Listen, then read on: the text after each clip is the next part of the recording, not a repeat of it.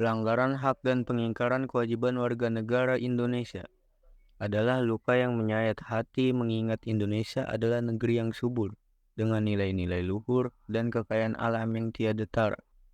Namun, dalam keindahan tanah air ini terkadang terjadi ketidakseimbangan antara apa yang kita harapkan sebagai masyarakat yang bermartabat dan kenyataan yang kadang pahit. Salah satu contoh pelanggaran hak yang menghancurkan adalah pelanggaran hak asasi manusia. Kita telah menyaksikan kasus-kasus ketidakadilan di mana individu-individu tak bersalah harus menghadapi penindasan atau bahkan hilang nyawa. Ingatlah tragedi pelanggaran hak manusia yang terjadi di masa lalu, seperti tragedi Tanjung Priok, Trisakti, dan lainnya. Ini mengingatkan kita akan pentingnya menjaga hak-hak setiap individu tanpa pandang bulu untuk hidup dalam kebebasan dan martabat. Bullying adalah salah satu pelanggaran hak yang menghancurkan. Bullying adalah bayang-bayang yang merasakan di lorong-lorong sekolah dan sudut-sudut kehidupan kita, seperti awan gelap yang menghalangi cahaya matahari. Perilaku ini merampas keceriaan dan mengguncang keyakinan diri seseorang. Namun di balik kegelapan itu, kita menemukan peluang untuk bersatu dan menyinari hati mereka yang terluka di tengah lautan. Ketidakpastian kita dapat membangun jembatan empati dan pengertian, mengulurkan tangan kepada mereka yang merasa terisolasi.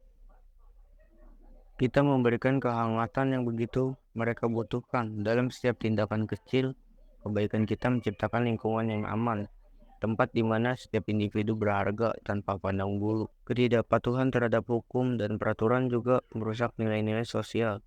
Contohnya, merampok, parkir sembarangan, membuang sampah sembarangan, atau penggunaan zebra cross yang tidak dihormati.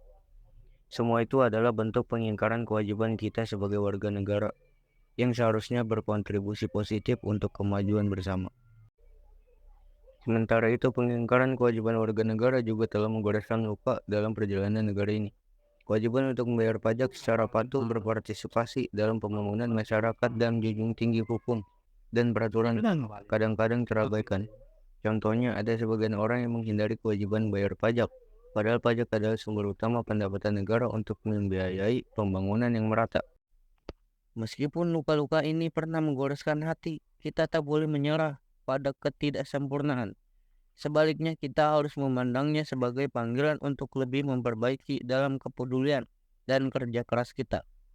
Kita dapat mewujudkan Indonesia yang sesungguhnya, di mana hak setiap warga negara dihormati dan kewajiban kita sebagai masyarakat bermartabat dijalankan dengan sepenuh hati. Saat kita bersatu dengan semangat bineka dan gotong royong, kita dapat melampaui pelanggaran hak dan pengingkaran kewajiban, mewujudkan Indonesia yang lebih adil, sejahtera, dan indah bagi seluruh generasi yang akan datang.